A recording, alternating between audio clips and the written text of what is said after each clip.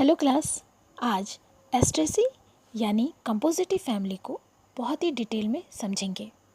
एस्ट्रेसी family को Compositae, sunflower family या ester family या डेजी फैमिली भी कहते हैं। चलिए अब इस टॉपिक का एक क्विक आउटलाइन देखते हैं जिससे आपको पूरा फ्लो समझ में आए कि क्या क्या पढ़ेंगे और किस ऑर्डर में पढ़ेंगे। First of all introduction, distribution, taxonomic hierarchy, habit, habitat, vegetative characters, इसमें रूट, स्टेम और लीव्स को देखेंगे। फ्लोरल कैरेक्टर में inflorescence, florets, calyx, corolla, androecium and gynoecium, fruit and seed. Asteraceae दुनिया की सबसे बड़ी फ्लावरिंग प्लांट फैमिली है। इसमें 23,600 स्पीशीज और 1620 जेनरा हैं। एस्ट्रेसी या कंपोजिटी को डाइकॉट की सबसे एडवांस फैमिली माना जाता है क्योंकि इसमें फ्लोरल डाइवर्सिटी भी हाई होती है और इकोलॉजिकल अडेप्टेबिलिटी भी टॉप लेवल की होती है। एस्ट्रेसी एक कॉस्मोपॉलिटन फैमिली है, इसीलिए इसके मेंबर आपको हर तरह के क्लाइमेटिक कंडीशन में मिलते हैं, जैसे डिज़र्ट में, वेटलैंड में, इवन माउंटेन स्लोप में, ट्रॉपिकल कंडीशन में, टेम्परेट, एरिड, एल्पाइन, इन सभी कंडीशन में आपको एस्ट्रेसी के एग्जाम्पल देखने को मिलेंगे। ये टेक्सोनॉमिक हिरार्की ऑफ सनफ्लावर की इमेज है जिसमें किंगडम, सब kingdom, class, series, order, family, genus, species को बताया गया है। नेक्स्ट स्लाइड में मैं आपको बताऊंगी कि इन्हें इन रैंक में क्यों रखा गया है और इसके पीछे रीज़न क्या है। किंगडम प्लांटे में इसलिए रखा गया है क्योंकि एस्ट्रेसी के सभी मेंबर मल्टीसेलुलर, ऑटोट्रॉफिक और यूकैरियोटिक होते हैं। डिवीजन एंजियोस्पर्मी में इसे इसलिए रखा गया है क्योंकि इनमें फ्लावर, ओवरी इनक्लोज होती है और सीड फॉर्मेशन होता है। क्लास डाइकोटिलेडन्स में इसलिए रखा गया है क्योंकि एस्ट्रेसी के मेंबर में भी सीड 2 कोटिलेडन्स के साथ होते हैं। लीव्स में रेटिकुलेट वेनेशन होता है, टैप रूट सिस्टम पाया जाता है और वेस्कुलर बंडल एक ही रिंग में पाई जाती है। ऑर्डर एस्ट्रेस में रखने का मेन रीज़न ये है कि इन्फ्लोरेसेंस इसमें कैपिटुलम टाइप का पाया जाता है, मीन्स हेड टाइप का। इन्फीरियर ओवरी होती है, इसमें सिंजिनेसस स्टेमेंस पाए जाते हैं, मतलब स्टेमेंस जो होते हैं वो फ्यूज्ड होते हैं। कैलिक्स जो है वो मॉडिफाइड फॉर्म में मिलता है और इस मॉडिफाइड फॉर्म को पेपस कहते हैं। नेक्स्ट फैमिली है फैमिली एस्ट्रेसी। एस्ट्रेसी फैमिली में ही इसे इसलिए रखा गया है क्योंकि इनके मेंबर्स में कंपोजिट इन्फ्लोरेसेंस पाया जाता है जिसमें रे और डिस्क फ्लोरेट होते हैं। कैलिक्स मॉडिफाइड फॉर्म में होता है जिसे पेपस कहते हैं। पॉलन ब्रश पॉलिनेशन पाया जाता है और फ्रूट जो है वो सिप्सिला पाया जाता है। जीनस हेलियंथस में ही क्यों रखा गया है, इसका रीज़न ये है कि इनके मेंबर्स जो होते हैं वो टॉल हर्ब्स के फॉर्म में होते हैं और लीव्स जो होती है रफ होती है। एक बड़ा फ्लावर हेड के फॉर्म में होता है जिसमें रे और डिस्क फ्लोरेट मिलते हैं। स्पीशीज़ एनस में इसलिए रखा गया है क्योंकि इसके स्पेशल कैरेक्टर जो इसे स्पेसिफिक बनाते हैं, जैसे ये एनुअल प्लांट है, स्टार लाइक फ्लावर हेड इसमें पाया जाता है और मेनली इसे ऑयल रिच सीड के फॉर्म में ही कल्टीवेट किया जाता है। नेक्स्ट टॉपिक है हैबिट। जब हैबिट की बात करते हैं तो हमें 2 चीज़ें देखनी होती हैं। पहला, प्लांट का फॉर्म, प्लांट किस फॉर्म में ग्रो करता है। दूसरी, प्लांट की लाइफ साइकिल कितने टाइम में कंप्लीट होती है। प्लांट के फॉर्म में प्लांट का मॉर्फोलॉजिकल स्ट्रक्चर यानी प्लांट का फिजिकल या आउटर लुक कैसा है, किस शेप का दिखाई देता है, इस पर बात की जाती है। एस्ट्रेसी में मोस्टली हर्ब्स मिलते हैं, श्रब कॉमन है, लेकिन रेयरली आपको ट्रीज़ और क्लाइंबर मिलेंगे। ये हर्ब एंड श्रब वाली फैमिली है। इसमें ट्रीज़ बहुत ही कम मिलते हैं और अगर ट्रीज़ होते हैं तो वो बहुत स्मॉल साइज़ के होते हैं। अब क्वेश्चन ये अराइज होता है कि ट्रीज़ कैसे होते हैं, किस तरह के दिखते हैं। ट्रीज़ में स्ट्रॉन्ग वुडी स्टेम होता है जो श्रब से लंबे होते हैं। ट्रीज़ में स्टेम ऊपर की तरफ सीधा ग्रो करता है और इससे कई ब्रांचेस निकलती हैं। इसमें ट्रीज़ का बेस्ट एग्जाम्पल है मोंटानुआ। प्लांट की लाइफ साइकिल में हमारा फोकस ग्रोथ ड्यूरेशन पे होता है।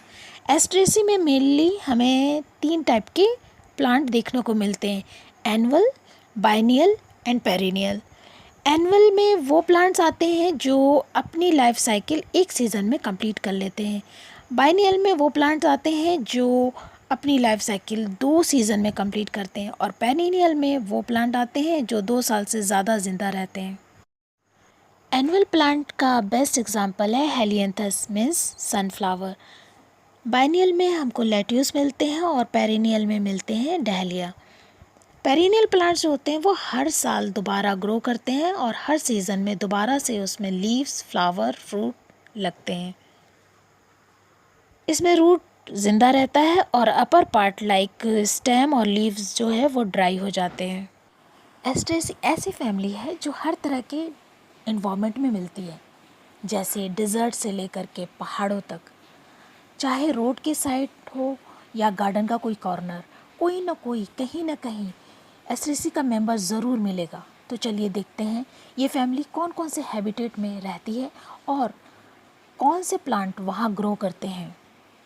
हैबिटेट वो जगह होती है जहाँ प्लांट नेचुरली ग्रो करता है, जहाँ उसे सर्वाइवल, ग्रोथ और रिप्रोडक्शन के लिए सही कंडीशन मिलती है।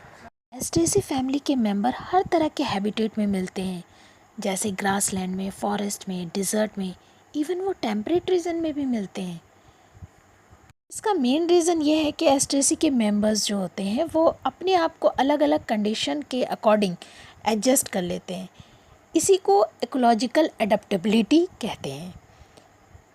ज़ीरोफिटिक हैबिट मतलब पानी की कमी वाली रीजन। इस इन्वायरमेंट में कौन ग्रो करता है? लूनिया, प्लोकिया और इकाइनोप्स, ये सब ऐसे प्लांट हैं जो इन्हीं ड्राई एरियाज़ में आपको मिलेंगे। इनमें वाटर कंजर्वेशन अडेप्टेशन पाया जाता है, यानी वाटर लॉस को रोकने के लिए स्पेशल अडेप्टेशन होते हैं, जैसे नैरो लीव्स होती हैं, डीप रूट्स पाए जाते हैं। मीज़ोफाइट्स ऐसी हैबिटेट हैं जहाँ पर मॉइस्चर मॉडरेट होता है, यानी ना ज़्यादा ड्राई ना ज़्यादा वेट। इसमें आपको ट्राइडेक्स, एजिरेटम और वर्नोनिया जैसे प्लांट मिल जाएंगे, स्पेशली रोड साइड या ग्रासलैंड में। मॉइस्ट या मार्शी हैबिटेट मतलब ऐसी जगह जहाँ पर ज़मीन हमेशा गीली रहती है, जैसे पॉन्ड्स के आसपास या लो लोइंग वाले एरियाज़। एस्ट्रेसी के कुछ मेंबर जैसे एक्लिप्टा अल्बा और एनहाइड्रा ऐसे ही मॉइस्ट सॉइल में ग्रो करते हैं। ये प्लांट पानी से भरे हुए एरियाज़ में आसानी से सरवाइव कर लेते हैं, लेकिन ये ट्रू हाइड्रोफाइट्स नहीं होते। नेट के लिए टिप ये है कि एक्लिप्टा अल्बा को फॉल्स डेजी भी कहते हैं और ये आयुर्वेदिक यूज़ के लिए बहुत ही इम्पॉर्टेंट है। एल्पाइन या माउंटेन हैबिटेट, इस तरह की हैबिटेट में टेम्परेचर लो होता है और वहाँ की क्लाइमेटिक कंडीशन जो होती है वो काफ़ी टफ होती है, जैसे हिमालय रीजन में। आर्टिमिसिया, सौसूरिया जैसे प्लांट वहाँ हमको सरवाइव करते हुए दिख जाएंगे। इनमें थिक लीव्स मिलेगी, कॉम्पैक्ट इनका ग्रोथ होता है और इनकी बॉडी स्ट्रक्चर में पूरी तरह से हेयर मिलेंगे। नेट के लिए टिप ये है कि सौसूरिया ओवलाटा हिमालय में ही ग्रो होता है। ट्रॉपिकल या टेम्परेट हैबिटेट, ये हैबिटेट एस्ट्रेसी फैमिली के लिए काफ़ी फेवरेबल होता है। ऐसा इसलिए है क्योंकि इस रीजन में या इस हैबिटेट में एस्ट्रेसी फैमिली के प्लांट काफ़ी ग्रो करते हैं।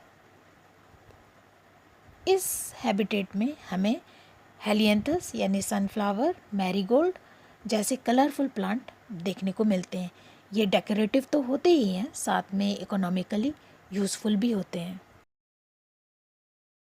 वेस्टलैंड हैबिटेट, वेस्टलैंड नाम के अकॉर्डिंग ये रोड साइड, कंस्ट्रक्शन साइड या डिस्टर्ब सॉइल में होते हैं। फॉर एग्ज़ाम्पल पार्थेनियम, सोनकस जैसे एग्रेसिव प्लांट इन्हीं जगह पे ग्रो करते हैं। इनकी ग्रोथ काफ़ी फास्ट होती है और ये इन्वायरमेंट को बहुत जल्दी ऑक्यूपाई कर लेते हैं। निट के लिए टिप ये है कि पार्थेनियम जो है वो हे फीवर कॉज करता है। Shady forest floor habitat. Forest के अंदर सनलाइट कम मिलती है लेकिन सॉइल रिच होती है। ऐसे शेडेड फॉरेस्ट फ्लोर पे एस्टेसी के कुछ यूनिक प्लांट ग्रो करते हैं, जैसे एलिफेंटोपस एंड ब्लूमिया। इनकी लीव्स चौड़ी और फ्लैट होती है जिससे ये ज़्यादा से ज़्यादा लाइट को कैप्चर कर सकें। नेट टिप यह है कि एलिफेंटोपस जो है वो प्लांट, उसकी बेसल रोजेट लीव्स पाई जाती है और इनका मेडिसिनल यूज़ होता है। Cultivated habitat. कल्टीवेटेड हैबिटेट्स ये वो जगह होती हैं जहाँ हम इंसान इन्हें ग्रो करते हैं ऑयल के लिए, फूड के लिए या फाइबर के लिए। जैसे सनफ्लावर को हम लोग ग्रो करते हैं ऑयल सीड क्रॉप के लिए और लेट्यूस को ग्रो किया जाता है सलाद के लिए। Ornamental habitat. ऑर्नामेंटल प्लांट मतलब ऐसे प्लांट जिनको डेकोरेशन के लिए ग्रो किया जाता है। फॉर एग्ज़ाम्पल मैरीगोल्ड, डहलिया और सनफ्लावर, ये सब गार्डन फेवरेट प्लांट हैं। इनके ब्राइट कलर होते हैं और ये बहुत ज़्यादा ब्यूटीफुल लगते हैं।